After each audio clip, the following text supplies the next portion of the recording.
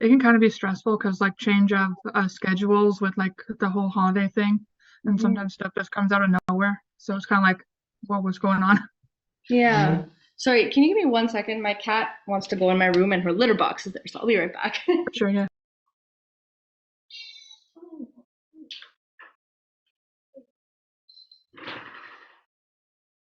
Okay, sorry about that. Um, yes, with the stressful and being back home, maybe if you're living away from home and you're going back home, being in a different routine and around family sometimes can be stressful for people. And so we will still be having our events as regularly scheduled.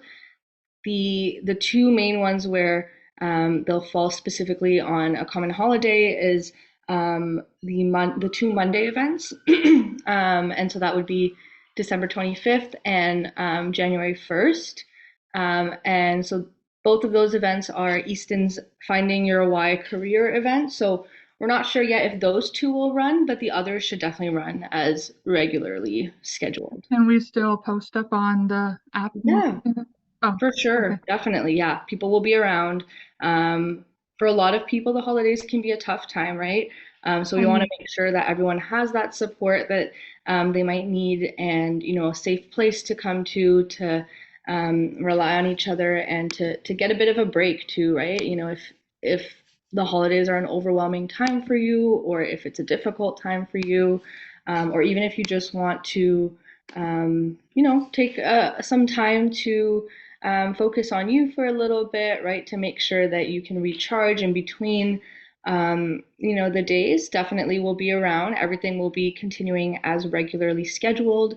And I think it's really important to have that support during times like holidays. So we'll be here. We hope that Hi. everything, goes okay on your end, but, we'll also, we'll be around to support you. Yes, Chloe. I know this is not really important, but I mean, it is Christmas and everything. I have the song "Little Drummer Boy" stuck in my head right now. Oh, yeah, I think it's time that Christmas music is starting. Usually I'm So if you hear me, so if you hear me humming it, sorry. no problem. Um, okay, well, um, so let's get started. Before we start today, did anyone have any questions, thoughts, comments for our event Oh, today? what are we doing today? That's my only question. Yes, let's dive right into it. So I think I see, so Chloe and Colleen, I know you've been here before, so you've definitely heard this, but we'll do a little recap of mindfulness. We won't go too much into like the myths of it and Can we all. do Mhm. can we do that one where we like guess what item we're holding?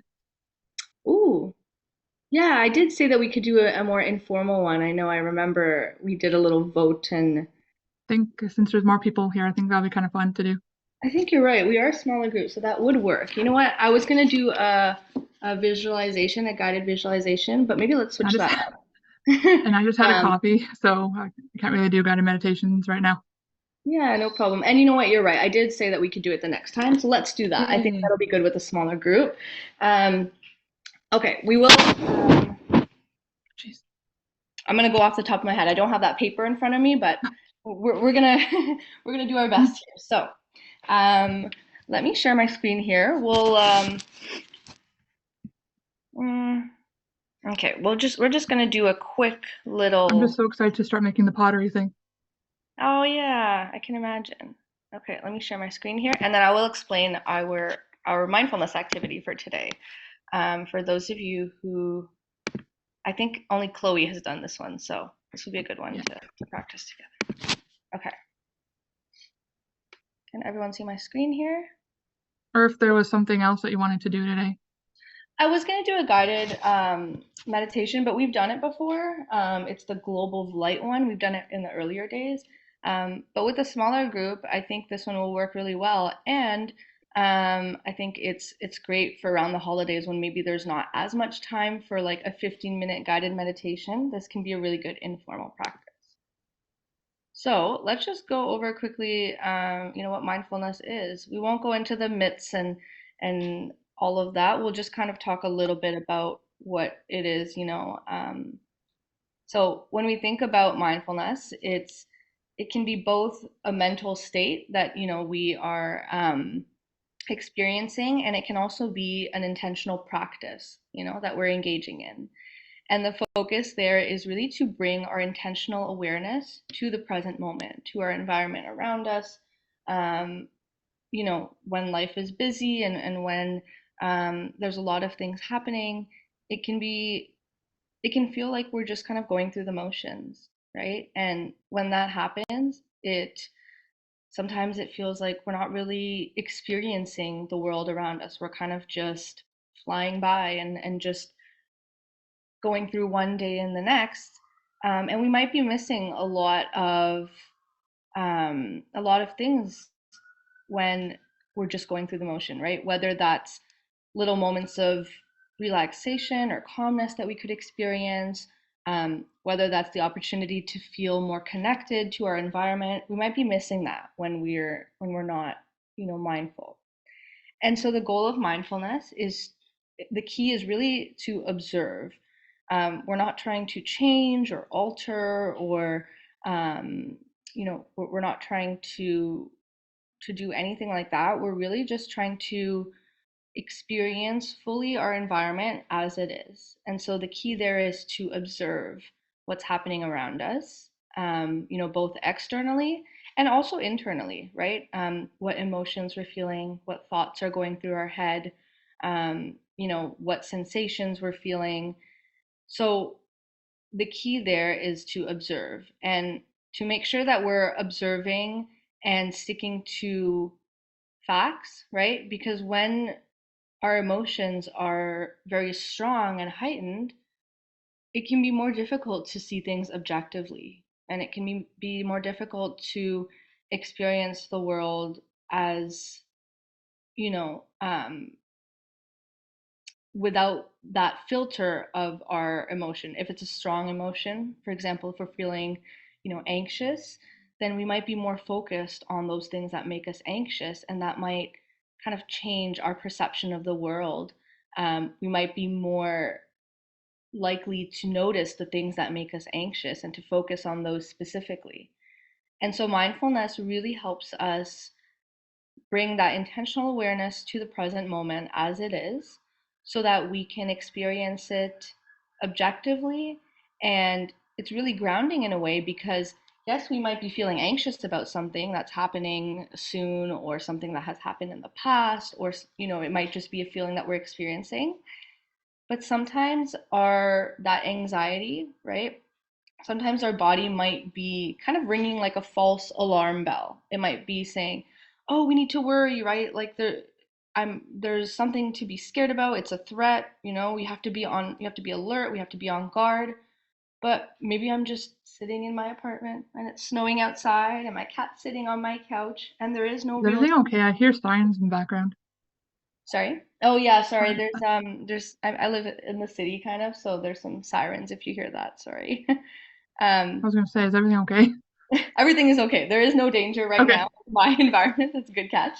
But right, so but that's a good example, right? So there might be some danger externally or more removed from us, such as the sirens on the street, and hopefully they're okay. But in my Live your life, am present I right? environment, yeah, in my present environment right now, right, in my apartment, I'm safe.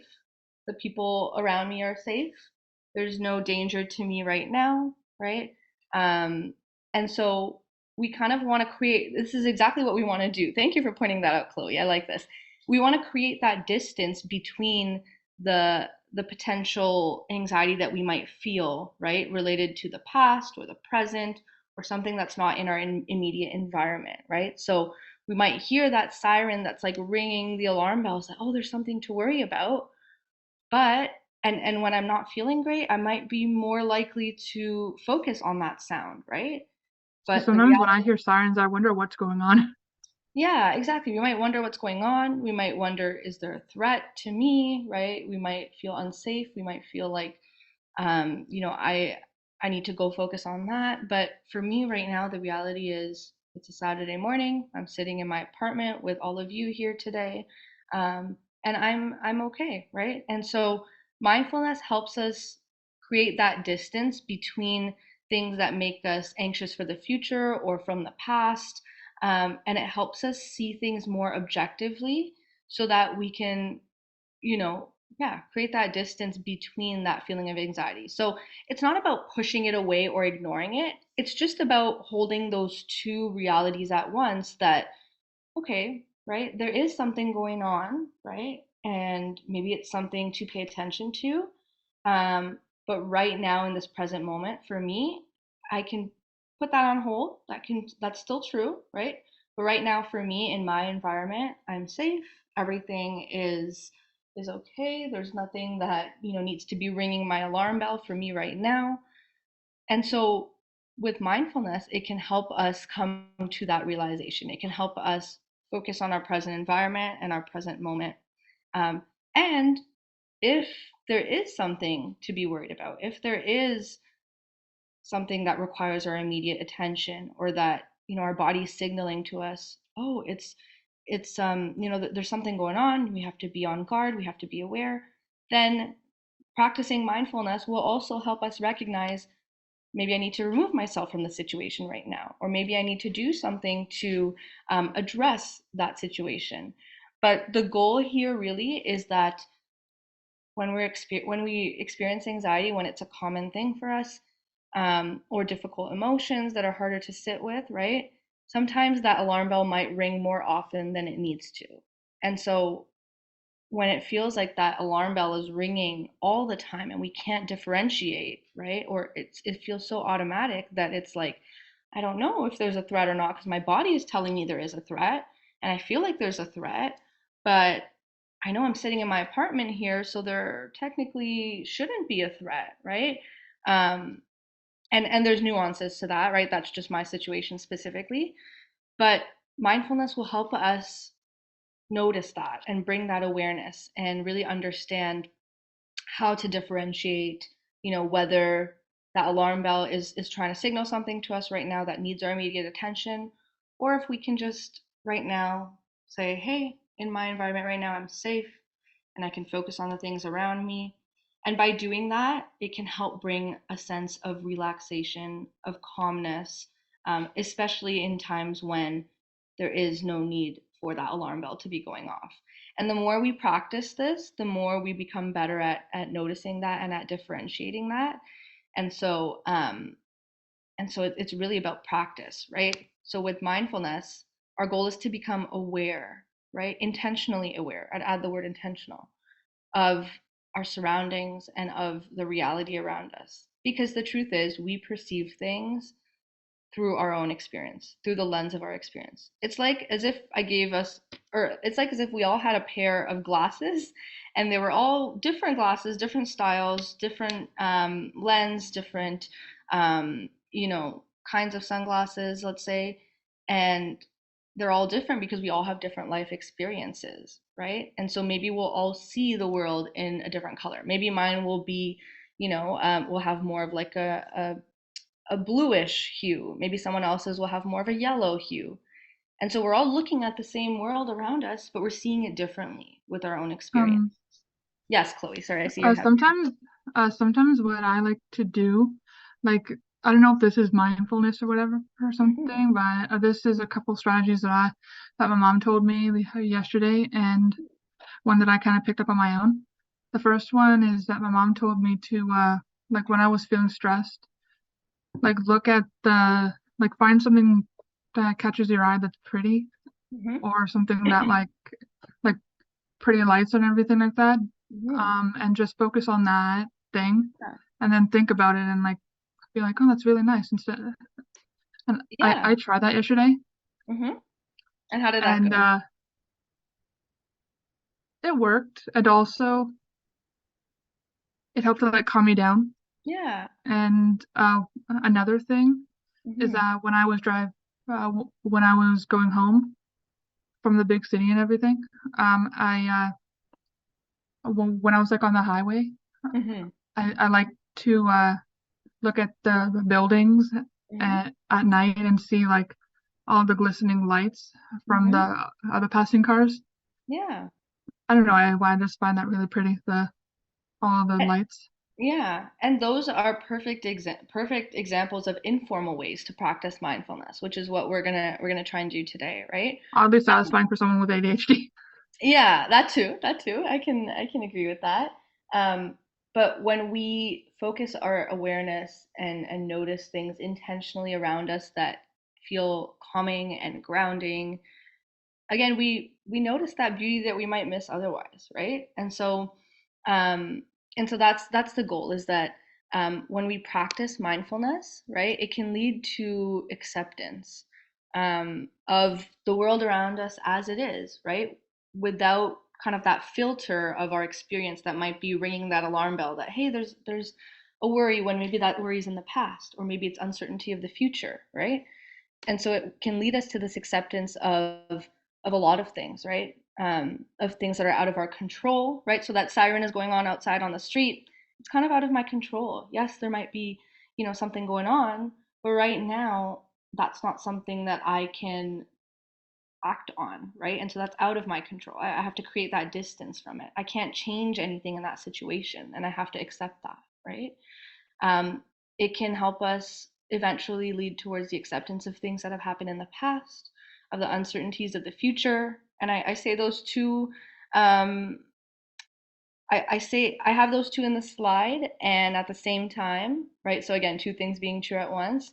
At the same time, that's something that I'm very much practicing. I'm really working on accepting things that have happened in the past, right? That I can't change them, and on accepting that there's so many uncertainties in the future. And that's tough, right? I don't want to discount the emotional experience that goes along with that and the difficulty of that, because it can really get us stuck.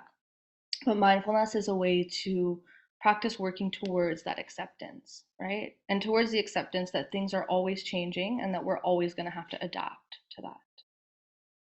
So, with mindfulness, right, we're going to do a practice today. So, let's just go on the slide. So, um, what this, when we think of mindfulness, we have formal practices and informal practices. Um,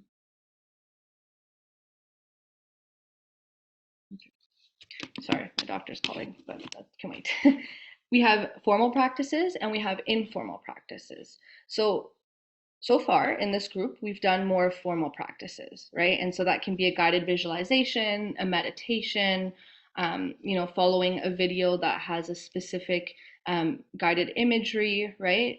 And so those are considered formal practices, where we will maybe take some time aside and like focus, like maybe we'll close our eyes and we'll walk through that formal meditation, right? Meditation is a form of mindfulness.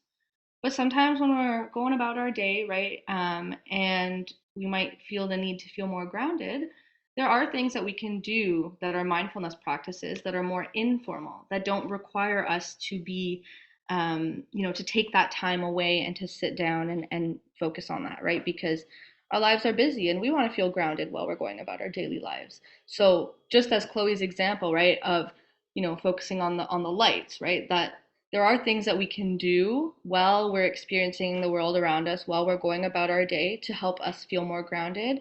And those can be considered some informal practices. And so, one thing that can be really helpful for those informal practices is to describe um, what we're observing, right? Because when we describe something, when we really think about what goes into describing something, right? And describing it mindfully, it requires us to stick to objective facts that are observable, right? That if I were to describe it and one of you were to describe it, it would be fairly similar.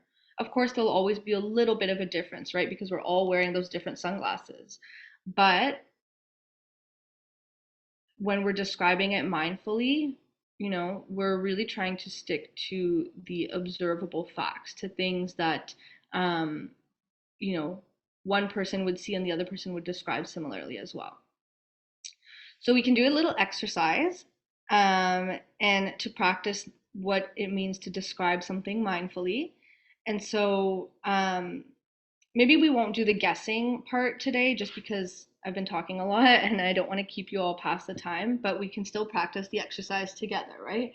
So what you can do for this is, I'm looking around to see what I can describe, but you can pick an object in your environment around you, and it can be any object, right? Um, and what you want to do is we can take a couple of moments to observe it and to see all its characteristics, right?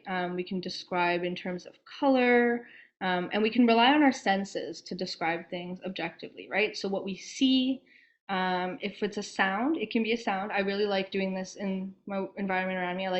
I like mindfully describing sounds or noticing sounds. It helps me when I'm feeling overstimulated, right? We can rely on our touch, right? So I have a water bottle here, and it has like a kind of like this rough texture on it, right? That's a really good way to mindfully experience and describe something, right? Um, and if taste applies, right? If smell applies, so relying on those sounds can really help us describe it mindfully.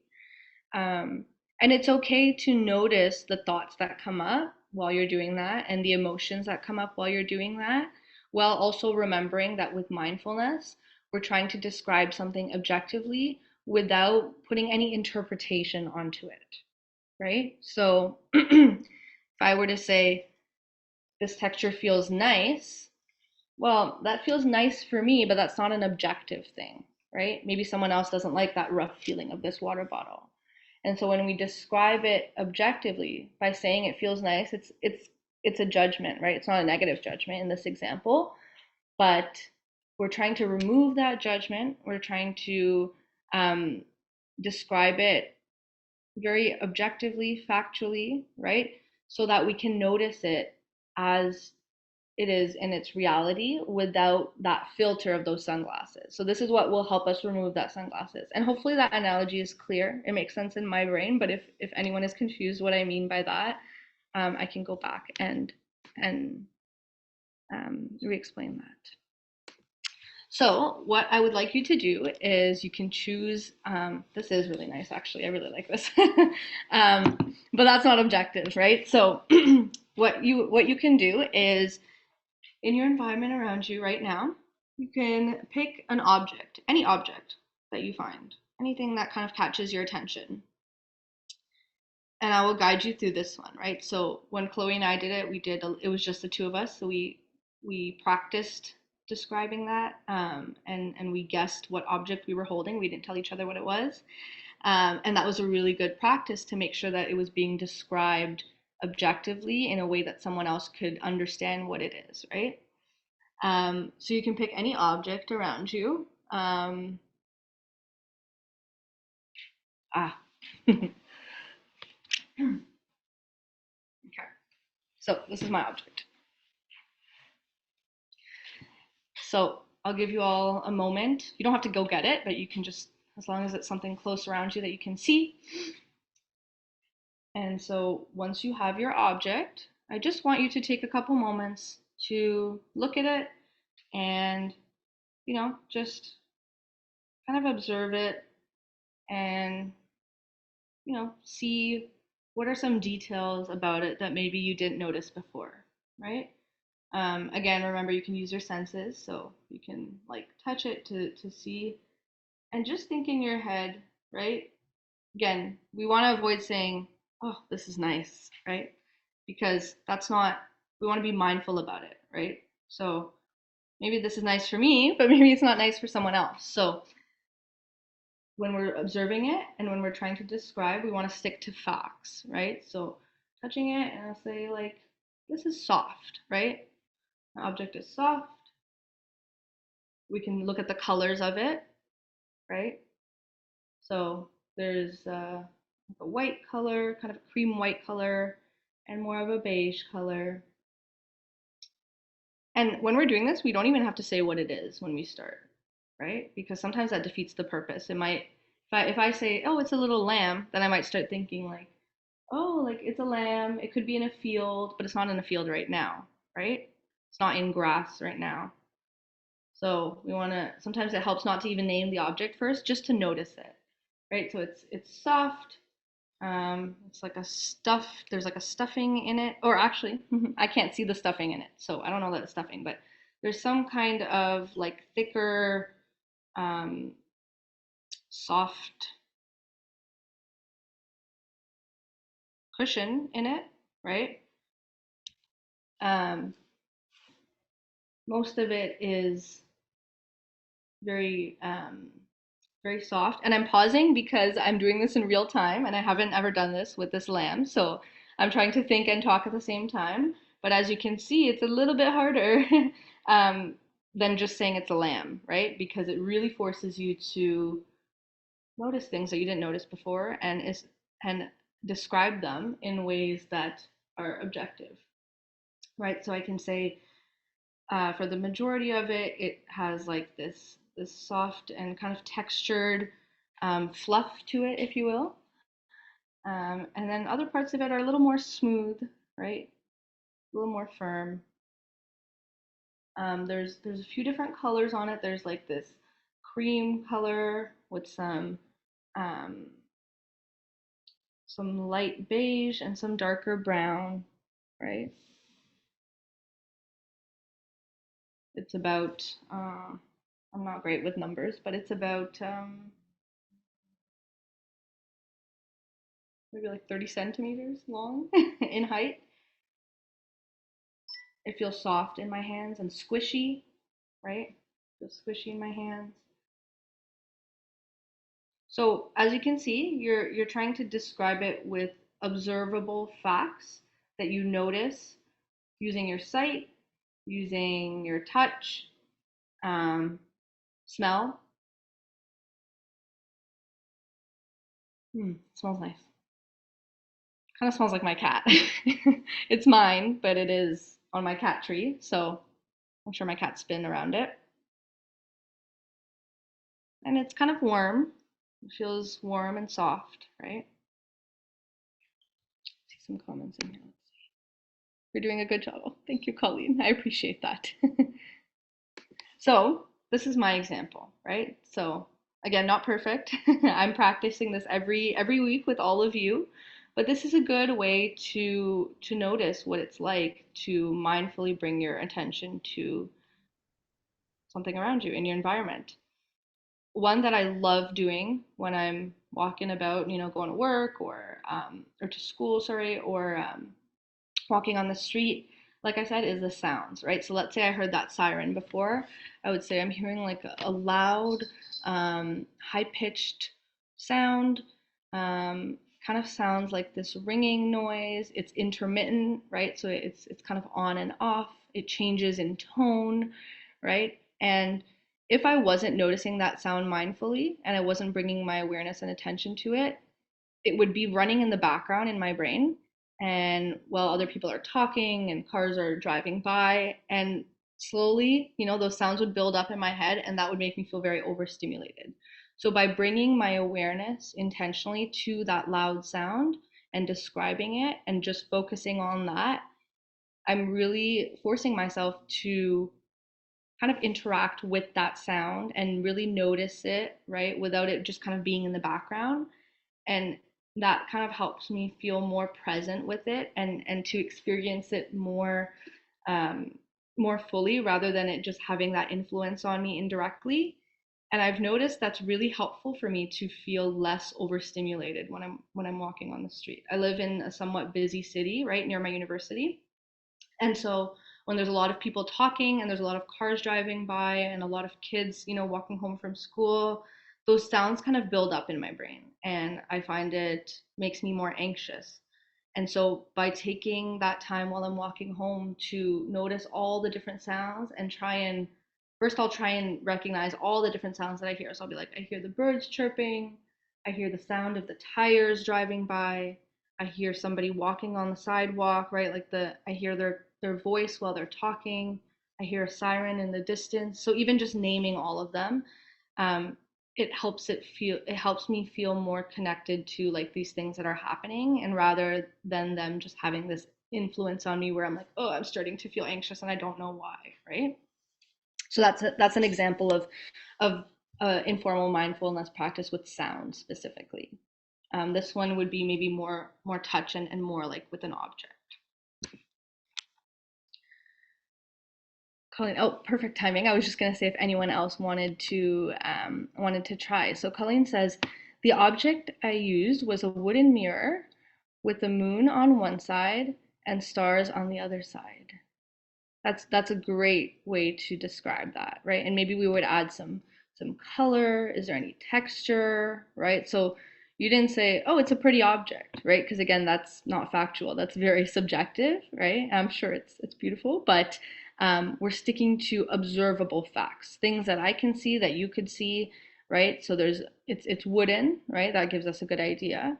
Maybe is it a darker wood or a lighter wood, right? It has this mirror on it, so we can imagine that we can see reflection in it. It's yellow, perfect, right? Um, and this is when you do the guessing aspect of it, it's a really good exercise to do because it helps the other person imagine it in their brain as you see it, right? So it's really important to describe it mindfully.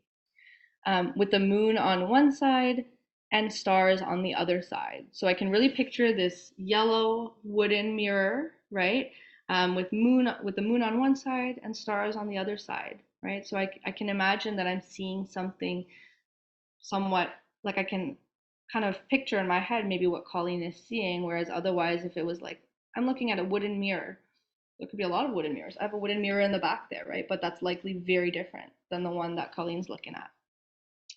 And at my sister's place, I didn't really notice it before. Exactly, right? So that's exactly characteristic of what mindfulness helps us notice, right? Things that maybe before went unnoticed to us.